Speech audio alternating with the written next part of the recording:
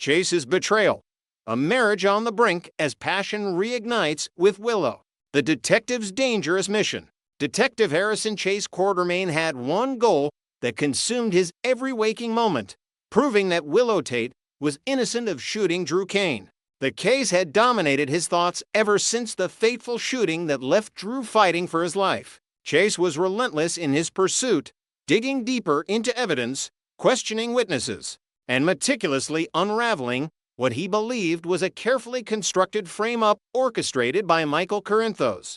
But this mission came at a price that Chase hadn't fully calculated. With every visit to Pentville Prison, where Willow awaited trial, with every late night spent reviewing case files, Chase was slowly creating distance between himself and his wife. Brook Quartermaine, the striking jazz singer and music producer, watched her husband become consumed by his crusade, and it began to chip away at their marriage. Brooklyn's mounting concerns. Brooklyn had always known about Chase and Willow's history. They had been married once before, during a time when Chase thought he was dying from a terminal illness. That marriage had been built on crisis and sacrifice rather than romantic love, but it had created an unbreakable bond between them. As a wife, Brooklyn understood the depth of that connection, and it frightened her. What truly troubled Brooklyn wasn't just Chase's dedication to proving Willow's innocence, it was how he was going about it. Dante had mentioned to her that Chase had visited Willow 3 times since her incarceration. 3 times! That information struck like a blow. When she confronted her husband about these visits, Chase didn't deny them. He couldn't. Instead, he explained that it was about justice, about helping someone he believed was being wrongfully convicted. Chase, you're targeting Michael, Brooklyn had said, her voice wavering between concern and frustration. Michael, my cousin, how do you think that makes me feel? Chase had looked at her then, perhaps for the first time truly seeing her distress. But his conviction in Willow's innocence overrode everything else. The investigation had become his mission, his singular focus. And with each passing day, with each piece of evidence he uncovered against Michael, the chasm between him and Brooklyn grew wider. The chemistry rekindled. What neither Chase nor Willow anticipated was what would happen as they worked together to build her defense. Countless hours spent reviewing files, discussing strategies, and analyzing evidence created an intimacy that went beyond the boundaries of their current relationships. Willow was grateful, profoundly grateful, for Chase's unwavering support, and Chase found himself drawn to her resilience, her vulnerability, and the way she looked at him as if he were her only lifeline in a drowning sea. There were moments when their hands would brush together as they both reached for the same document, times when they would lock eyes across a table, and something unspoken would pass between them, a memory of what they had once been, a recognition of the connection that time and circumstance couldn't erase. During one of these meetings, after hours of intense discussion about her case, Willow had leaned forward and said quietly, "You always knew how to make me feel safe, Chase. Even when everything was falling apart, you were there." Chase's response came slowly, his detective's carefully maintained composure cracking. "I'll always be here for you, Willow. Always." The words carried weight, intention, and something dangerous. The point of no return. What happened next was inevitable and catastrophic. In a moment of passion, fueled by shared determination, shared struggle, and years of complicated history, Chase and Willow crossed a line that had long been drawn between them. They kissed not just once, but with the intensity of two people who believed they had found sanctuary in each other's arms. And that kiss led to more. They went to bed together, surrendering to emotions they had been suppressing for far too long. In that moment, Chase seemed to forget about his marriage, his responsibilities, his promises to Brooklyn. He existed only in the present, only in Willow's embrace, experiencing something that felt like coming home. The moment everything changed. But nothing remains hidden in Port Charles for long. Brooklyn, driven by a combination of concern and intuition, decided to check on her husband. She had been trying to reach him for hours without success. When she finally found him in a private room with Willow, their bodies intertwined, the world seemed to stop. Chase, The scream that tore from Brook Lynn's throat was one of pure anguish and fury. Her eyes took in the scene before her husband, disheveled and shocked, pulling away from Willow. His expression shifted from passion to panic in an instant as he realized what he had done, what she had witnessed.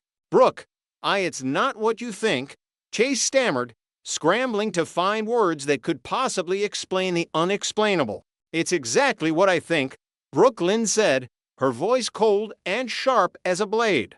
"You swore to me. You looked me in the eye and promised that your feelings for Willow were in the past. You promised me that we were strong enough to weather this. And all along, you were lying." Willow had turned away, pulling the sheets around herself, seemingly unable to meet Brook Lynn's eyes. But it was Chase's betrayal that cut the deepest for his wife. What happened with Willow? It was just a moment of weakness. "It doesn't change what I feel for you." "A moment." Brook Lynn laughed bitterly. "Chase, you've been lying to me for weeks.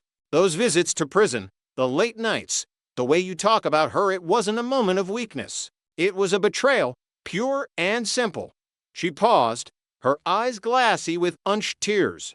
"I don't know who you are anymore." The crumbling foundation for a marriage that had weathered so much fertility struggles, family secrets, and complicated histories, this seemed to be the final breaking point. Chase had not only compromised his integrity as a detective by becoming emotionally entangled in a case, but he had also shattered the trust that had been the foundation of his relationship with Brook Lynn.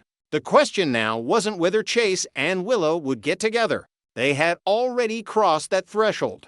The question was whether Chase and Brook Lynn could survive it. The detective had made his choice in that moment of passion, and the consequences would ripple through Port Charles, affecting not just his marriage, but his career, his friendships with Dante and Michael, and his standing in the community he had sworn to serve. As Brook Lynn turned to leave, her final words hung in the air like a death knell.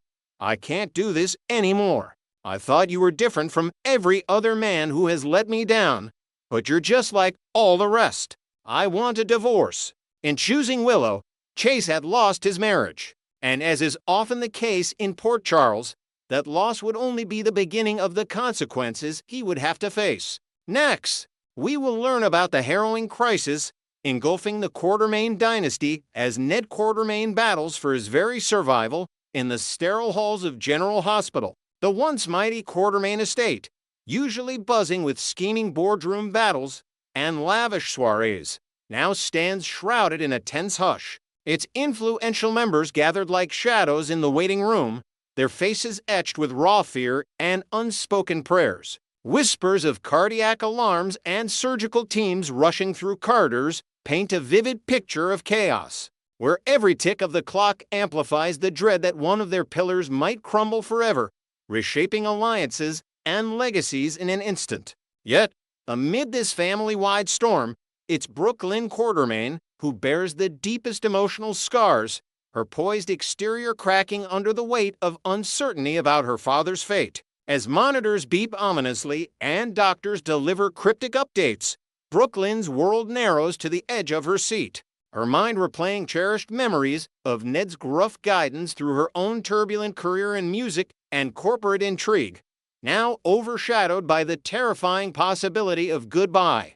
This vigil isn't just a test of familial bonds, it's a crucible that could forge or fracture personal ties, especially for Brook Lynn, whose recent marital tensions with Harrison Chase have simmered like a pot ready to boil over. Just hours before the emergency call shattered their evening, the couple had been locked in a heated exchange in their cozy Port Charles apartment, voices rising over Chase's unyielding defense of Willow Tate amid the swirling custody war with Michael Corinthos. Michael, ever the strategic powerhouse, has maneuvered his legal battles with ruthless precision, first securing leverage in the child custody dispute that has Willow's freedom hanging by a thread, and now emerging stronger in the investigation surrounding Drew Kane's shocking shooting, where whispers of foul play point fingers in multiple directions. Chase, with his detective's instinct for justice, has thrown his weight behind Willow, viewing her not as a schemer,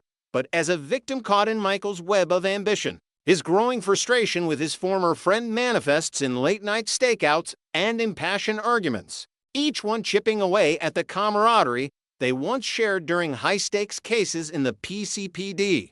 But as Brook Lynn absorbs the gut-wrenching news of Ned's heart attack, her sharp tongue softens, revealing layers of vulnerability beneath her fiery Quartermaine spirit. She paces the hospital corridors, her designer heels clicking against the linoleum, occasionally glancing at Chase with eyes that mix accusation and longing accusation for his divided loyalties. Longing for the solid partner she married in a whirlwind ceremony under the stars. Deep down, even as she challenges his blind faith in Willow's innocence and his theory that Michael orchestrated a framed job to discredit her, Brook Lynn admires the fierce loyalty that drives him.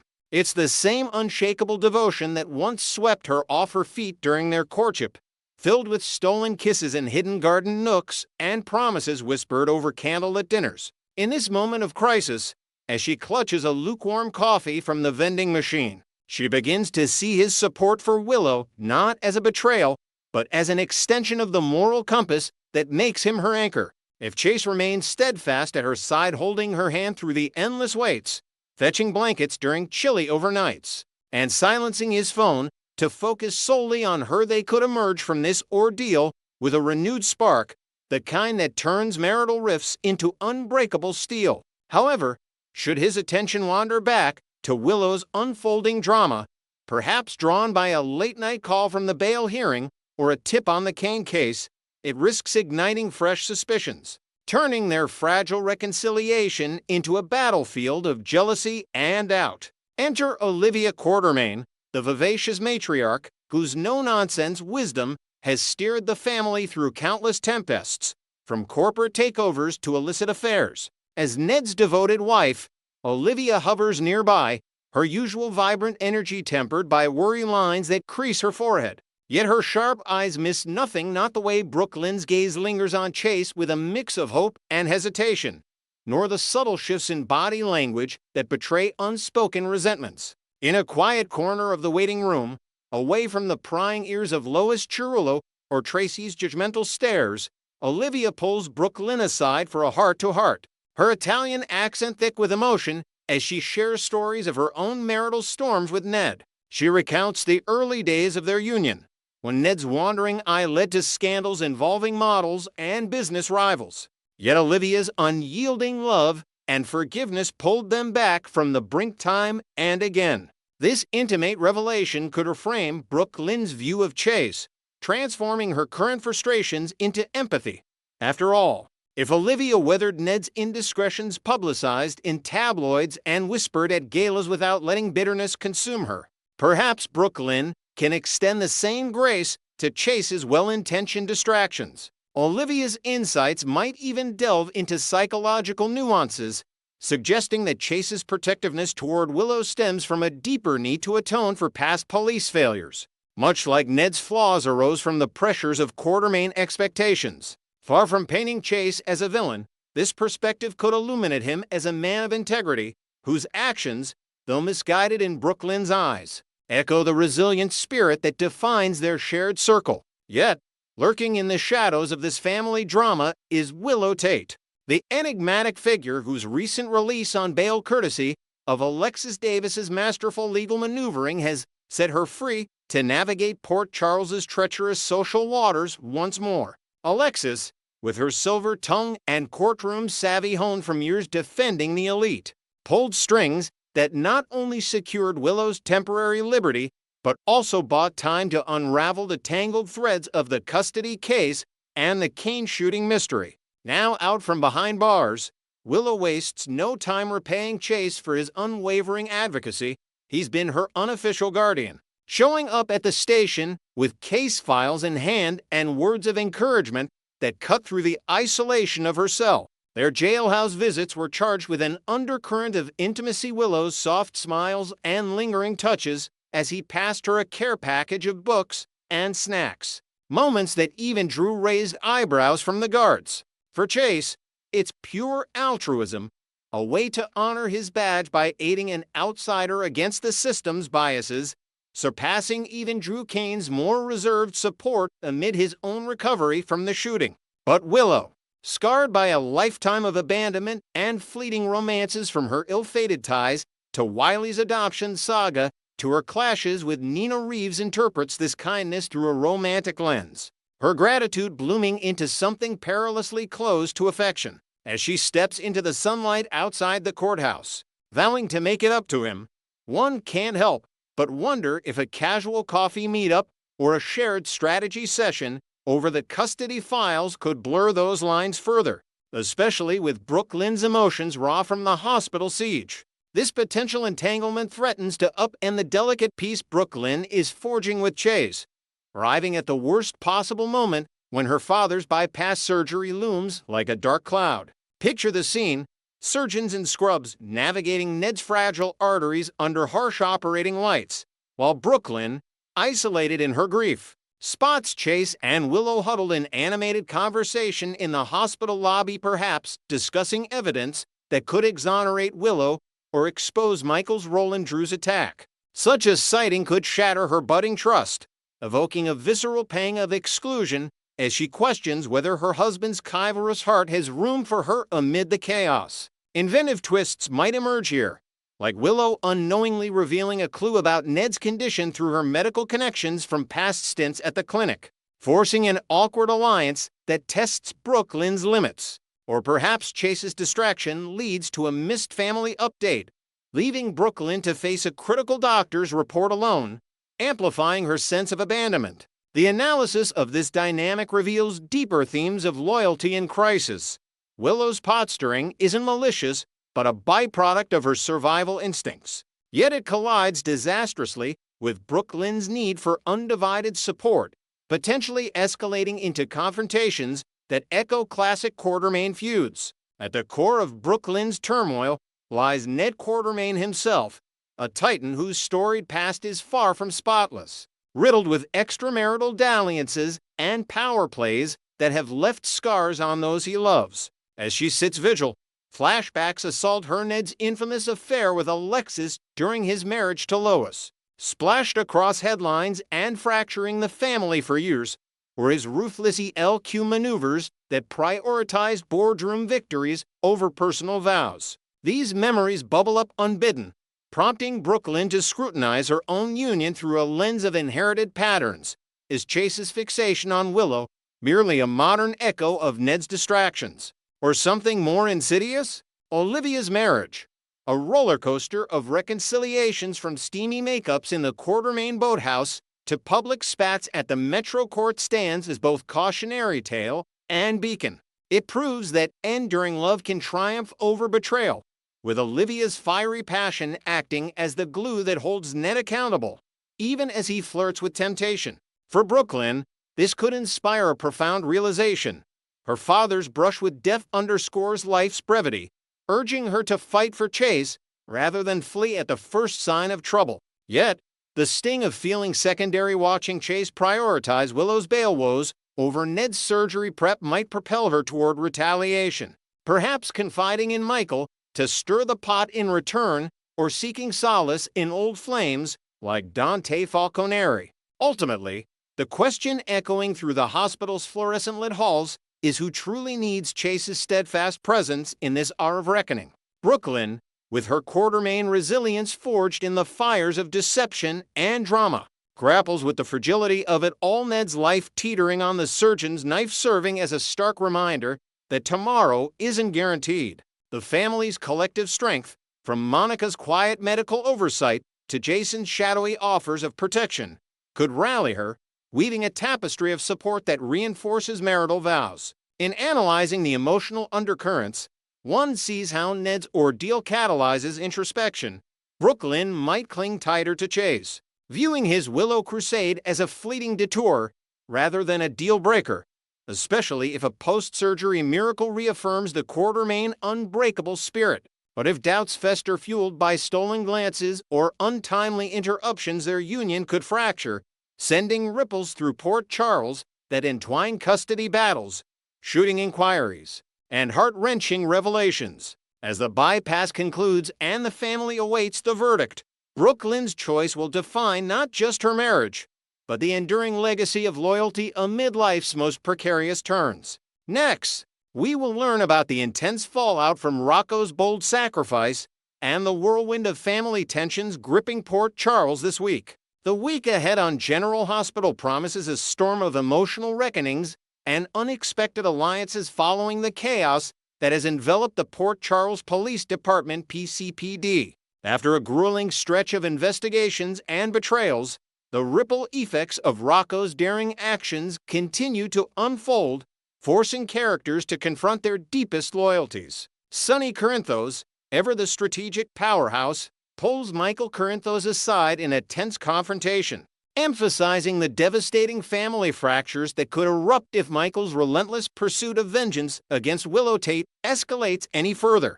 This warning isn't just rhetoric.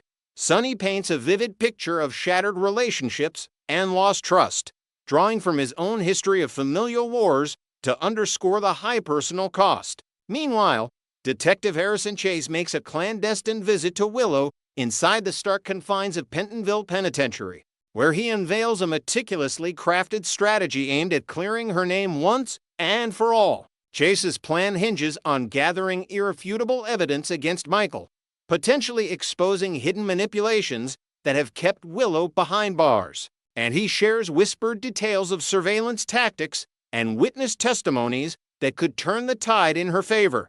In a parallel move, Alexis Davis leverages her legal prowess to secure Willow a fresh arraignment date, buying precious time to dismantle the prosecution's case layer by layer. Michael's olive branch to Nina Reeves allows her supervised visits with their grandson Wiley, a gesture laced with underlying motives that hint at Michael's softening stance amid mounting pressure from all sides. Dante Falconeri issues a stern caution to Brook Quartermaine about the perils Chase faces. By diving headfirst into this risky endeavor for Willow, Chase could jeopardize his entire career, facing internal affairs scrutiny and possible suspension that would ripple through the Quartermaine family dynamics. Britt Westburn, navigating her own web of secrets, approaches Portia Robinson with a plea for assistance in reclaiming her former position at General Hospital, all while subtly dropping hints about Portia's visible early pregnancy signs that she's tried to conceal under loose scrubs and careful movements. This request isn't mere professional courtesy. Britt envisions a partnership that could shield both women from prying eyes, especially as Britt's own health mysteries deepen with unexplained symptoms that mirror Portia's condition. The drama intensifies when Ned Quartermaine uncovers Drew Kane's audacious theft of Tracy Quartermaine's confidential document boxes, a discovery that ignites Ned's fury to explosive levels, culminating in a severe heart attack that leaves him gasping on the cold pavement outside Bobby's diner. In a cruel twist, Drew, overwhelmed by the confrontation, abandons Ned there, fleeing the scene without summoning help, his actions driven by a desperate need to protect his covert operations tied to ELQ's shadowy dealings. Fortunately, Emma Scorpio Drake and Giovanni Joe Palmieri stumble upon Ned's crumpled form during their evening stroll, with Emma springing into action by radioing Britt for emergency revival protocols. Britt arrives swiftly, administering CPR and stabilizing Ned just enough to rush him to the hospital, where Joe contacts a frantic Olivia Falconeri. Revealing the dire prognosis, Ned requires immediate bypass surgery to avert permanent damage. Elizabeth Weber expresses profound unease regarding Lucas Jones's impending relocation to the foreboding Windermere Castle, citing its haunted history and isolation as potential threats to Lucas's recovery from past traumas, while she privately worries about the psychological toll on the entire Jones family. In a youthful act of rebellion, Charlotte Casadini, Danny Morgan, and Rocco Falconeri pool their resources to acquire a key fob, embarking on a clandestine mission to infiltrate the restricted lab at the Metro Court, convinced they can uncover truths about a mysterious experiment that has puzzled the town. Their plan unfolds with heart-pounding stealth slipping past security cameras and decoding simple locks fueled by a mix of curiosity and a desire to aid their imprisoned friend Willow. Brooklyn doubles down on her warnings to Chase, urging him not to wager his badge and professional integrity on Willow's behalf, as the fallout could not only end his tenure at the PCPD, but also strain their budding romance amid the Quartermaine spotlight. Michael, in a rare moment of paternal warmth, indulges Wiley with an extra slice of chocolate cake during a cozy outing with his new partner Jacinda, a scene that radiates unexpected harmony until Willow, newly released on temporary bail, stumbles upon them and freezes in the doorway, her face a mask of betrayal and unresolved anger. Dante steps into the role of acting police commissioner with reluctant authority, reinstating his late brother Nathan West as a key operative, a decision that honors family legacy while bolstering the department's investigative muscle against rising threats. Jason Morgan intervenes just in time to prevent Britt from alienating Portia further during their collaborative efforts on Ned's critical case, advising Britt on measured words that could preserve alliances in the high-stakes medical environment. The kids' lab incursion reaches a cliffhanger when Dalton Ames bursts in, apprehending Rocco red-handed amid scattered files and glowing computer screens, then escorts him to the grand auditorium where Laura Collins and Ezra Fitzwater are fine-tuning their pivotal final mayoral debate. Rocco's capture disrupts the evening's poise, with Dalton's iron grip symbolizing the broader power struggles in Port Charles politics. Willow unleashes a torrent of fury on Michael for introducing Wiley to Jacinda without her consent, accusing him of undermining their co-parenting bond and prioritizing his new life over Wiley's emotional stability. A confrontation that echoes through the Corinthos mansion like thunder. Drew presses Alexis on the urgency of disproving Michael's alleged shooting, reminding her of the cascading consequences from legal repercussions to Elk boardroom upheavals if the narrative isn't corrected swiftly, complete with forensic timelines that could exonerate him. Laura abandons her debate preparations entirely when Dalton pushes for Rocco's immediate arrest, prioritizing her grandson's welfare over electoral ambitions and rallying supporters to question the haste of the charges. Dante grapples with his dual identity, torn between paternal instincts and commissioner duties as he oversees Rocco's detention, a conflict that tests his resolve in the precinct's unforgiving lights. Chase and Nathan reconnect as fresh partners, swapping stories of past cases over coffee, forging a bond that promises to revitalize the PCPD's detective unit with combined expertise. Britt turns to her influential contact Sidwell for leverage, imploring him to pressure Dalton into easing off Rocco's case, highlighting how the young boy's involvement stems from innocent curiosity rather than malice, potentially averting a juvenile record that could scar his future. Molly Lansing Davis immerses herself in crafting her latest novel, weaving intricate plots inspired by Port Charles's real-life intrigues, her typewriter clacking late into the night as characters mirror the town's resilient spirits. When Rick Lansing offers his legal services to Sonny, the mobster challenges him to earn trust by taking on Rocco's defense pro bono, a test of Rick's commitment that could mend old Lansinger in those rifts. Carly Spencer erupts in outrage upon discovering Lucas's plans to cohabitate with Marco, viewing it as a reckless entanglement that endangers Lucas's sobriety and family ties. Her tirade laced with protective fervor rooted in her own turbulent history. Trina Robinson confronts Jordan Ashford, blaming her for sowing discord between Trina's parents Curtis and Portia, a heated exchange that uncovers layers of unspoken resentments from recent investigations. Stella Henry confides in Curtis her suspicions about Portia's pregnancy, noting subtle cues like nausea during breakfast and a newfound aversion to coffee, urging him to address the family's expanding dynamics before secrets implode.